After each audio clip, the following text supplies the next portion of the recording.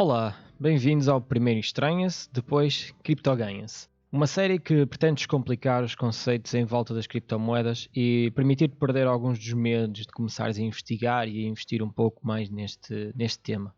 Como ouviste no primeiro episódio, se não ouviste, eu recomendo-te a ires ouvir antes deste mesmo episódio, ficamos a saber de onde surge a Bitcoin e o porquê da Bitcoin, que resumidamente consistia em recompensar quem faz a validação de blocos na blockchain.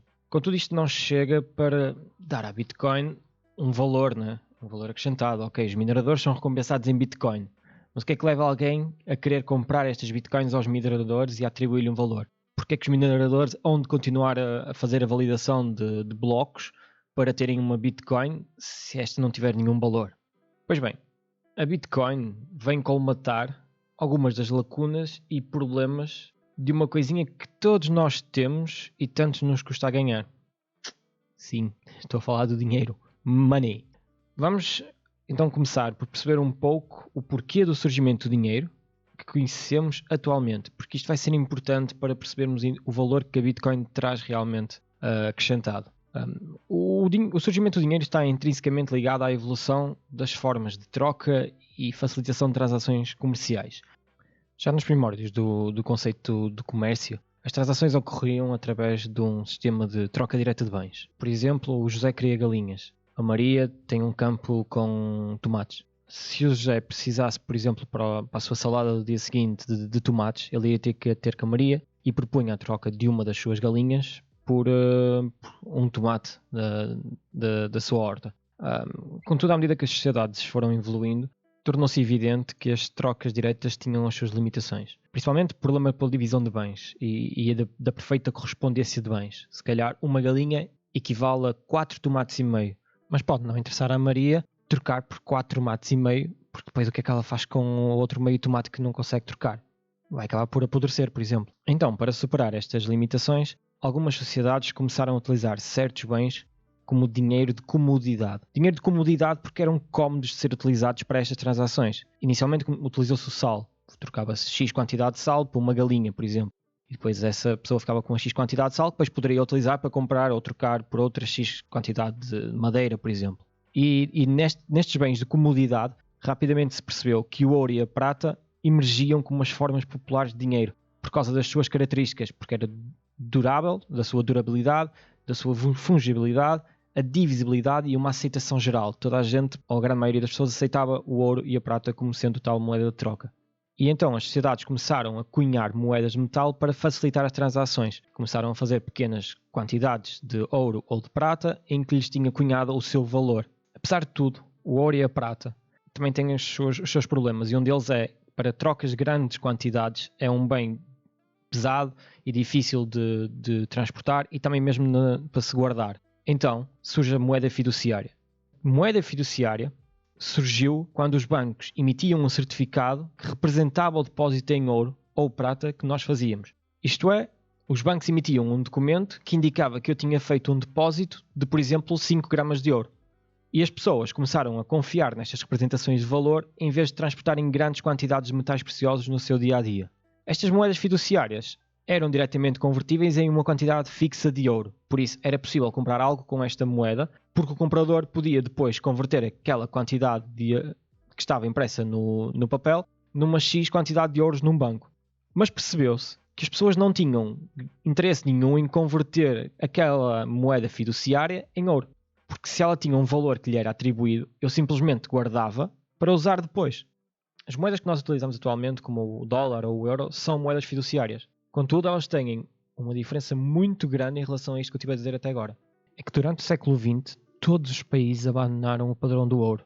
As moedas fiduciárias deixaram de ter um equivalente ao seu valor em ouro ou prata nos bancos. Isto porque, devido às preocupações da falta de flexibilidade em situações de crise económica, principalmente durante a Grande Depressão, em que os governos e os bancos perceberam que precisavam de produzir mais dinheiro, ou colocar mais dinheiro na economia por várias razões, do que aquela que existia em ouro ou prata nos bancos. Por isso, durante este século XX, foi totalmente abandonado a equivalência do que havia em moeda fiduciária a circular no mercado e o que havia em reserva de ouro e prata nos bancos. Isto levou a que o sistema de moeda fiduciária fosse flutuante, onde o valor da moeda não está vinculado a nenhuma reserva fixa de ouro.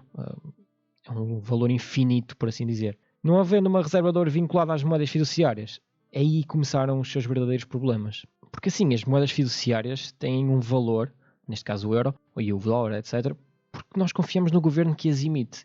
E muitas vezes confiar no governo que as emite não é sempre a melhor hipótese. E a capacidade dos governos de imprimir mais dinheiro, não havendo uma quantidade de ouro equivalente para essa nova moeda que imprimem, pode prejudicar muito a economia e pode levar a altas inflações. É uma das principais grandes vantagens de não haver este backing por parte de uma quantidade de ouro. Se a confiança na estabilidade económica ou política de um país diminuir, a moeda fiduciária normalmente também perde um valor, porque não está intrinsecamente ligada a uma quantidade de ouro ou uma quantidade de prata que é comum a todos os países.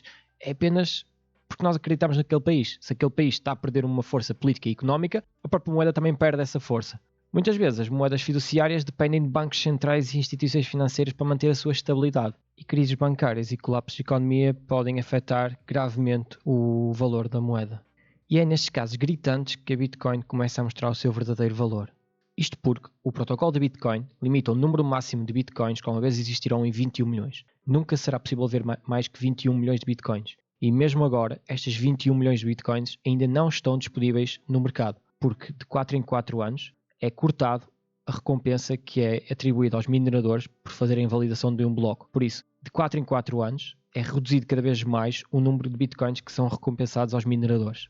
Esta limitação cria um sentido de escassez, que aumenta uma percepção de valor. Sabemos que nunca mais vai existir mais que 21 milhões de Bitcoins, que é um dos graves problemas da moeda fiduciária. Nós temos 10 euros. Pode ter muito valor atualmente, mas se de um momento para o outro forem introduzidos mais 10 milhões de euros no mercado, os meus 10 euros já não valem tanto como valiam ontem. Já no caso da Bitcoin, se eu tiver 2 Bitcoins, eu sei que tenho 2 Bitcoins de um total de 21 milhões de Bitcoins. Nunca haverão mais que 21 milhões de Bitcoins na economia.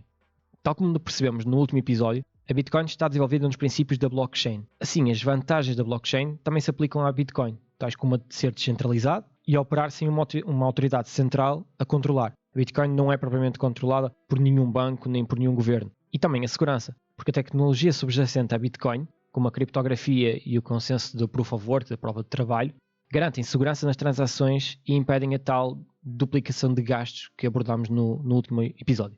Tudo isto atribui à Bitcoin a sua reserva de valor, semelhante à do ouro. A ideia de que, como uma forma digital, a Bitcoin pode preservar valor ao longo do tempo é projetada para ser desinflacionária devido à sua oferta limitada. Isto é, sabendo que não há novas Bitcoins a entrarem no mercado mais do que as 21 milhões que vão existir sempre, é o oposto das moedas fiduciárias, que são sempre suscetíveis à inflação, pois os governos podem estar constantemente a imprimir mais dinheiro e reduzem assim o seu poder de compra ao longo do tempo, o nosso poder de compra ao longo do tempo.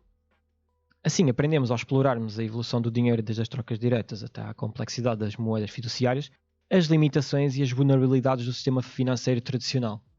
A Bitcoin apresenta-se como mais uma solução inovadora para este problema, fundamentada em princípios de escassez e descentralização, onde a sua oferta é limitada a um total de 21 milhões de unidades cria um senso de raridade, enquanto a tecnologia da blockchain assegura a segurança e a transparência da mesma. Já a descentralização, ausente do controle governamental de bancos e governos, atrai aqueles que valorizam uma autonomia e resistência a interferências externas.